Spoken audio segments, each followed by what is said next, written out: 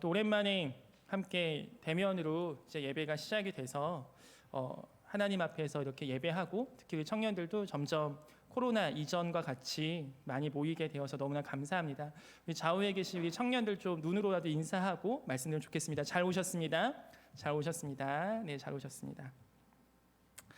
네, 저희가 이제 룻기 시작해서 이제 오늘이 마지막 본문입니다.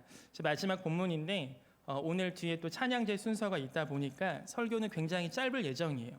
그래서 사실 제가 너무 좋아하는 장수 중에 하나가 또 룻기 4장이거든요. 그래서 룻기 4장이어서 이 부분은 되게 사실은 한 절 한 절 되게 깊이 우리 청년들과 보고 싶은 마음이 있는데 오늘 다 못하면 아마 다음 주까지만 좀 그 부분 추가해서 하면 좋을 것 같습니다. 자, 룻기 하면 여러분 머릿속에 두 가지가 딱 계속해서 세뇌 교육시킨 게 이 고엘과 헤세드입니다. 이 두 가지인데 이 두 가지가 어떤 내용적인 부분에서의 기억났으면 좋겠다면 이 룻기가 하나의 어떤 드라마 같은 느낌으로 우리한테 다가온다면 인클루지오라는 단어가 생각나시면 좋을 것 같아요. 이 인클루지오라는 단어가 뭐냐면 이 구약을 성경의 유대인들이 하나님의 감동을 받아서 쓴 책이잖아요. 근데 이 썼을 때 유대인들은 당시에는 지금처럼 이렇게 성경책이 딱 한 편으로 정리되진 않았을 거 아니에요. 그러니까 그때는 이 성경 자체도 일단 귀했는데 지금처럼 책이 보편화되어 있지도 않고 뭐 컴퓨터에 저장도 안 되고 그러니까 책을 갖고 있는 다는 자체가 아무나 일단 못 갖고 있었겠죠. 근데 이 성경의 내용은 너무나 중요하니까 하나님이 계속 가르치라고 했잖아요. 이들이 할 수 있는 방법은 뭐였냐면은 외우는 거였습니다. 그러니까 외워야 되는데 그냥 외우는 거 너무 힘들잖아요. 그래서 이들이 고안한 방법 중에 하나가 뭐냐면 이러한 인클루지오라는 방법대로 성경을 기록하여 하나님께서 쓰게 하셨어요. 그러니까 인클루지오가 뭐냐? 이게 어느 하나의 이야기가 있으면 그 국어 시간에 배웠다면 수미쌍관, 그래서 앞에와 뒤가 서로 관계가 있다. 뭐 이러한 개념이거든요. 이런 개념이에요. 모르셔도 돼요. 근데 인클루지오가 이런 개념인데 룻기를 오늘 읽다 보니 룻기 4장과 1장은 사실 맥이 되게 많아요. 예를 들면 빨리 설명하면 나오미가 아들을 잃고 베들레헴에 돌아왔죠. 근데 여기서 우리 방금 읽었던 15절, 16절 보시면 16절 보세요. 제가 읽어볼게요. 나오미가 아기를 받아 품에 품고 그의 양육자가 되니 이렇게 나옵니다. 지금 나오미는 1장에서 아들을 잃고 돌아왔거든요. 근데 4장에서는 나오미가 아기를 안아서 있는 장면을 보고 있습니다. 즉 룻이 사실은 아기를 낳은 거 아닙니까? 그러면 룻이 아기를 안고 있는 게 더 자연스럽잖아요. 그런데 성경 기자는 지금 그 아기가 누구의 품에 있냐고 주목하고 있냐면 나오미의 품에 있다고 주목하고 있어요. 2장과 3장의 주인공은 2장과 3장을 끌어왔던 어떠한 주역을 했던 사람은 보아스와 룻이었거든요. 근데 1장과 4장은 단연코 나오미입니다. 1장과 4장은 나오미예요. 모든 성경의 초점이 나오미에게 가 있어요.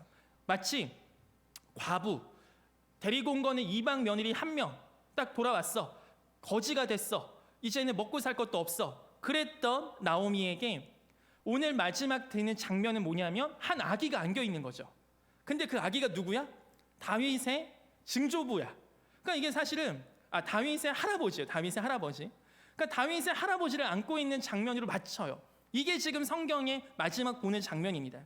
즉 이렇게 해서 유대인들은 이 구약 성경을 외우다시피 하면서 이 성경 말씀을 익혔대요. 그 얘기는 뭐냐면 이게 그만큼 중요하다는 겁니다. 오늘 말씀 주제는 회복입니다.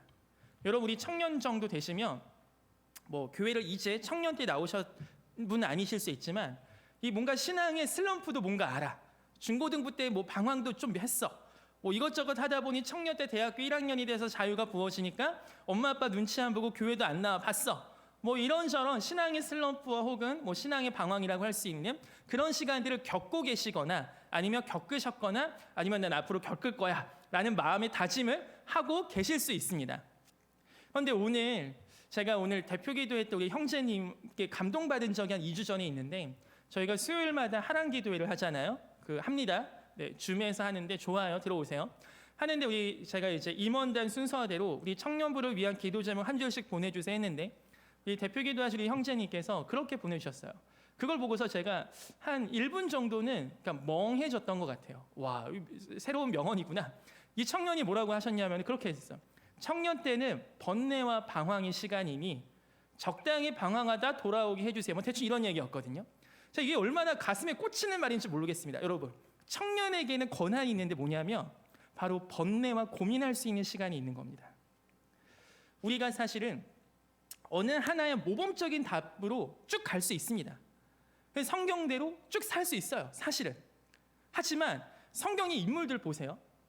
이게 제가 여러분 타락하라는 얘기 아닙니다. 성경의 인물들은, 그러한 구조로 산 인물들은 극히 드물어요. 다들 방황도 했다가, 예수님 배반도 했다가, 예수님 부인도 했다가, 예수님 모른다고도 했다가, 하나님 앞에서 떠나기도 했다가, 주님이 저기 가라 했는데 나 저기 안 갈 거야, 여기 갈 거야 했다가 물고기 배에도 들어갔다가, 하나님 잘 섬기는 것 같더니 갑자기 자기 부하 아내 불러다가 간음도 했다가, 하나님 잘 섬기는 것 같더니 갑자기 이방인들 다 불러다가 예루살렘을 완전히 이상한 도시로 만들어 버린다거나, 이렇게 굉장히 방황과 연속의 사실은 성경이에요. 근데 이 성경이 두 가지가 계속 드러나거든요. 하나는 뭐냐면 인간의 강력한 죄성입니다. 인간의 아주 강력한 죄성. 마치 죄의 장아찌처럼 아무리 짜고 짜도 더 이상 죄가 계속 나와. 다윗을 계속 짜봤는데 아직도 죄 짓고 있네. 아브라함을 계속 짜봤는데 아직도 연약해. 모세를 계속 짜봤는데 아직도 자기 분노를 통제하지 못하네. 인간이 하나님의 어떤 성경을 들이댔을 때 무언가 100점입니다라고 얘기를 할 수가 없는 거예요. 그게 성경이 보여주는 인간의 드러남입니다. 성경은 절대 고상하지 않아요. 제가 성경을 폄하하는 게 아니라 자세히 읽어보세요. 이렇게 어떻게 그렇게 야한 얘기를 쓸 수 있지? 아니 어떻게 이렇게 잔인한 얘기를 쓸 수 있지? 라는 게 성경을 일독하시다 보면 처음 느끼는 생각이세요. 자, 그렇다면 성경은 왜 이러한 인간의 연약함을 드러냈겠습니까? 왜냐하면 성경은 진리이기 때문에 그렇습니다. 아멘. 성경은 진실을 담고 있기 때문에 거짓말하지 않아요. 꾸미지 않아요. 우리의 인생의 여러 가지 연약함과 그 어두움이 그대로 고스란히 이 성경에 녹아져 있습니다. 룻기도 마찬가지잖아요. 나오미가 간 거, 나오미가 돌아온 걸 아름답게 포장해주지 않습니다. 그냥 있는 그대로. 그렇게 떠나갔던 나오미, 돌아왔던 나오미, 굉장히 비참해 보이는 나오미, 굉장히 비참해 보이는 룻, 그냥 그렇게 서술하고 있어요. 이것이 하나의 성경에 드러나는 강력한 원칙 중에 하나. 그게 뭐냐면 인간이 강력한 죄성이에요. 그게 저와 여러분의 이야기 아닙니까? 자, 여기서 동의하지 못하시면 여러분 예배를 드리실 수가 없어요. 여기서 동의가 안 되면 복음을 받아들일 수가 없어요. 나는 죄인이에요. 나 교회 오기 약간 좀 부끄러워요. 그게 정답이 되니까요. 나는 지금 연약해요. 그게 정답이에요. 우리가 완벽할 수 있을 땐 저 천국에 갈 때밖에 없습니다. 아멘.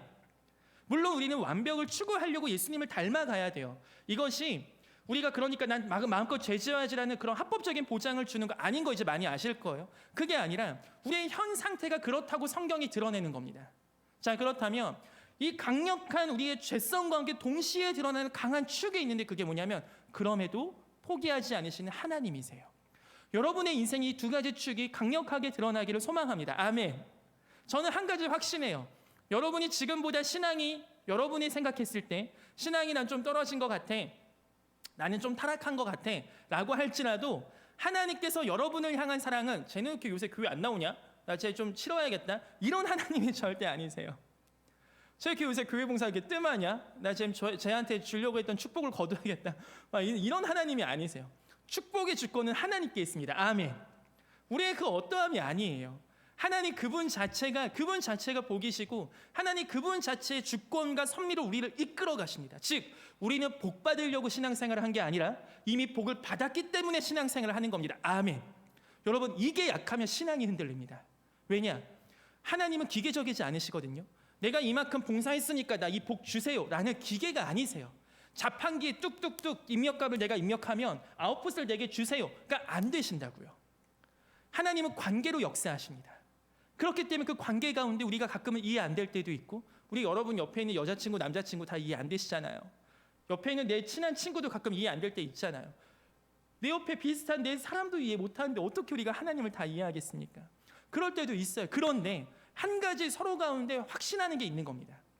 내가 저 사람을 사랑하고 저 사람이 날 사랑한다는 거. 하나님이 날 사랑하시고 내가 하나님을 사랑한다는 거. 여러분 안에 이러한 하나님을 향한 믿음과 신뢰, 즉 여러분의 신앙이, 여러분의 교회 생활이 지금보다 더 타락할지라도 하나님께서는 여러분을 절대 포기하지 않으시고 끝까지 사랑하신다는 그것만큼은 절대 오해하지 않으셨으면 좋겠습니다. 또한 이 얘기가 여러분이 그러니까 교회 안 나와도 돼 이 이야기가 아니란 건 이미 많이 아실 거라고 생각합니다. 제가 오늘 이 이야기를 왜 하냐? 오늘 룻기에 흐르는 게 바로 그런 얘기입니다. 룻기에 지금까지 보아스의 헤세드, 룻의 헤세드, 나오미 헤세드가 등장할 텐데 그 모든 걸 다 합쳐봤자 하나님의 헤세드 앞엔 비교도 안 된다는 거예요. 우리가 헤세드를 행해야지 그런 교훈을 얻는 거 좋아요. 근데 룻기의 궁극적인 결론은 이 헤세드의 주권은 하나님입니다. 내가 헤세드대로 살아야지보다 더 어쩌면 더 중요한 게 뭐냐면 그거는 사실 결과물이고 하나님의 여러분을 향한 헤세드를 발견하는 은혜가 우리 청년 때에 간절히 있기를 소망합니다. 오늘 룻기 4장의 결론이 바로 그 헤세드예요. 하나님께서 나오미를 그냥 보지 않으시고 나오미의 품에 아기를 안게 해주셨습니다. 근데 그 아기가 누굽니까? 다윗의 할아버지입니다. 이 한 아기로 룻기 4장은 정리가 돼요. 그리고 사무엘상은 어떻게 열어집니까? 아이를 낳지 못하던 한 여인이 미친 듯이 기도하고 성전에서 정말 술주정하듯이 기도했을 때 그 한나를 통하여 사무엘이라는 한 아기가 나왔고 그 한 아기를 통하여 망해가는 이스라엘 공동체 가운데 하나님의 환상과 말씀이 부어지고 이스라엘 공동체에 사울과 다윗이라는 왕의 시대를 시작할 때 기름 부었던 자를 그 한 아기의 역사가 계속하여 이어가고 결국은 예수 처녀에게서 낳은 그 한 아기 예수님을 통하여 모든 민족 가운데 복이 미치는 그 사건을 마치 은연중에 암시하듯이 룻기의 마지막은 굉장히 희망적인 메시지로 우리에게 다가옵니다. 그래서 이 룻기 4장은 회복의 장이에요. 1장이 다 무너져만 같았던, 다 없어진 것만 같았던 그걸 그대로 대조해서 그것을 주십니다. 아까 말씀드린 것처럼 대표적인 게 아들을 잃은 나오미가 아들을 얻게 하시고 하나님의 헤세드가 마치 없던 그 베들레헴의 풍년이 불어나오고 룻기 1장에 나왔던 여인들이 쟤 나오미 맞아? 했었던 여인들의 입술이 룻기 4장에 나오면 뭐라고 얘기하냐면 15절 가보세요. 룻기 4장 15절 14절 보시면 여인들이 이렇게 나오죠. 여인들, 그러니까 공동체가 룻을 축복해 주는 겁니다. 14절 찬송할지로다 여호와께서 오늘 내게 기업 물을 자가 여기서 고엘이라는 개념이 나오는 거죠. 없게 하지 아니하셨도다. 이 아이 이름이 이스라엘 중에 유명하게 되기를 원하노라. 아멘. 나중에 이게 다윗의 아빠가 되는 겁니다. 다윗의 할아버지가 되는 겁니다. 이는 네 생명의 회복자이며 네 노년의 봉양자라. 곧 너를 사랑하며 일곱 아들보다 귀한 내 며느리가 낳은 자로다 아니라. 즉 지금 나오미에게 아들이라고 얘기하는 거예요. 지금. 그러니까 이게 룻기의 그 기준과 포커스는 굉장히 명확해요. 나오미입니다. 나오미에게 아들이 나왔는데 이 아들이 너무 중요한 아들이야. 그리고 이 아들의 이름이 오벳이거든요. 이 오벳을 좀 기억해 주세요. 오벳이란 단어의 그 원이 뭐냐면 아바드거든요. 이 아바드가 어디 나왔냐면 우리 출애굽기 잠깐 가볼게요. 출애굽기 7장 16절. 출애굽기 7장 16절. 네, 제가 가진 구약 성경으로는 91페이지입니다. 7장 16절. 네, 제가 읽어볼게요. 한번 들어보세요. 그에게 이르기를 히브리 사람이 하나님 여호와께서 나를 왕에게 보내 이르시되 내 백성을 보내라. 그러면 그들이 광야에서 나를 여기는 같이 읽습니다. 섬길 것이니라 하였으나 이제까지 네가 듣지 아니하도다. 아멘. 여기서 섬긴다는 단어 나오죠. 요게 아바드거든요. 그러니까 오벳은 이 아바드에서 나와요. 오벳의 이름의 그 의미는 뭐냐면 섬김이라는 거예요. 근데 섬기다 아바드라는 단어의 그 시작은 어디냐면 요거거든요. 즉 하나님께서 이스라엘 공동체를 애굽에서 꺼내 오실 때 하나님의 목적이 있었어요. 그게 뭐냐면 얘네는 나를 섬기는 애들, 나를 아바드하는 애들, 내 소유, 내 거, 내 제사장 나라, 얘네를 통해서 모든 민족 복줄 거야 라는 하나님의 거시적인 사명, 하나님의 거시적인 목적이 그 아바드란 단어에 있거든요. 근데 지금 나오미의 품에 안겨있는 그 아기의 이름이 바로 그 아바드의 뜻을 가진 오벳입니다. 사사시대의 암울한 시대, 사사시대의 이 지도자가 끊어진 것만 같은 시대, 다들 하나님의 법을 무시하고 자기 마음대로, 자기 소견대로, 자기 좋은 대로 살아가는 그 시대 가운데 한 아기가 나왔는데 그가 이름이 바로 그 시대의 흐름과는 정반대의 삶인 자기 마음대로 사는 삶이 아니라 하나님을 섬기는 삶이에요. 여러분, 우리는 지금 이 개인주의와 이기주의 시대 속에 살고 있습니다. 물질주의와 자본이 짱인 자본주의 시대 속에 살고 있어요. 우리가 대세의 흐름은 바꿀 수 없다 할지라도 여러분 한 분 한 분의 마음만큼은 개인주의와 이기주의와 이러한 자본주의와 물질주의보다 신본주의, 하나님을 섬기는 백성이라는 그 믿음의 고백이 분명하게 있으시기를 간절히 소망하고 축복합니다. 우리가 이 한국 사회를 전반적으로 다 뒤집을 수 없을 수 있죠. 하지만 적어도 내 마음만큼은 지킬 수 있지 않겠습니까? 돈이 내 주인이 되지 못하고, 세상이 내 주인이 되지 못하고, 세상의 명예가 내 주인 되지 못하고, 내가 그것에 일비하지 않고 오직 하나님 아버지를 내가 사랑하고 그분의 뜻에 따라 사는 삶에 내가 만족하고, 내가 그분을 갈급하고 그분과 관계를 맺고 살아가는 삶, 그 삶이 여러분 그냥 교회에 나와서 열심히 살라는 삶이 아니에요. 이스라엘 공동체의 그 잃어버렸던 사명을 다시 한번 회복하게 하시는 그 오벳, 아바드라는 이름이 주어졌어요.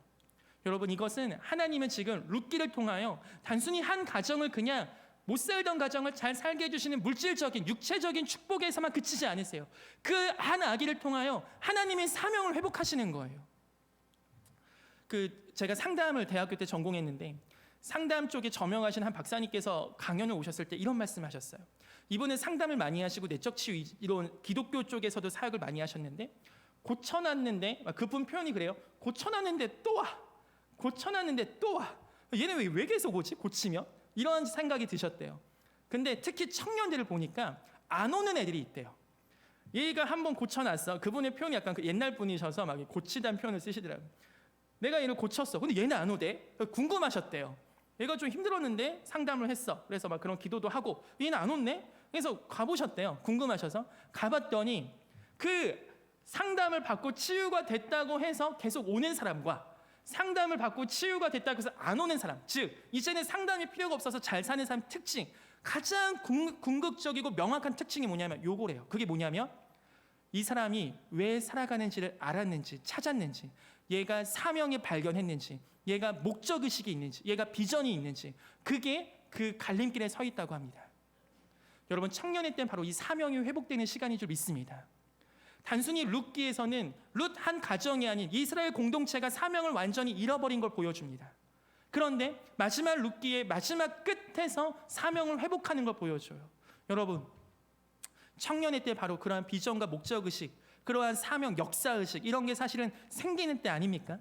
내가 돈이 최고다 딱 느껴지면 그때부터 돈 보고 달려가는 겁니다. 내가 세상의 명예와 성공이 최고다 하면 청년의 때부터 내 삶이 세팅이 되는 거예요. 그거 보고 달려가는 겁니다.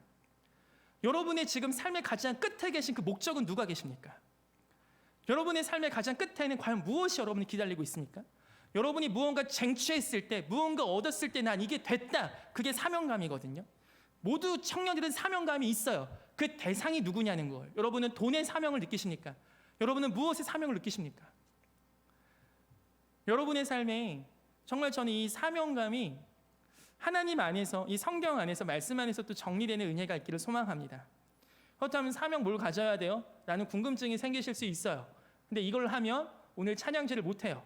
그래서 제 안에 지금 굉장히 내적 갈등이 심합니다. 그래, 설교를 여기서 마치는 것이 모두 교회에게 은혜가 될 줄 믿습니다. 그래서 한 주 동안 여러분 궁금증을 좀 갖고 사셨으면 좋겠습니다. 그 사명감 뭐예요? 라는 그 찝찝함이 있죠. 그게 있어야 다음 주도 교회 올 거예요. 자, 그럼 그 사명에 대해서는 다음 주에 좀 더 나누길 원합니다. 오늘은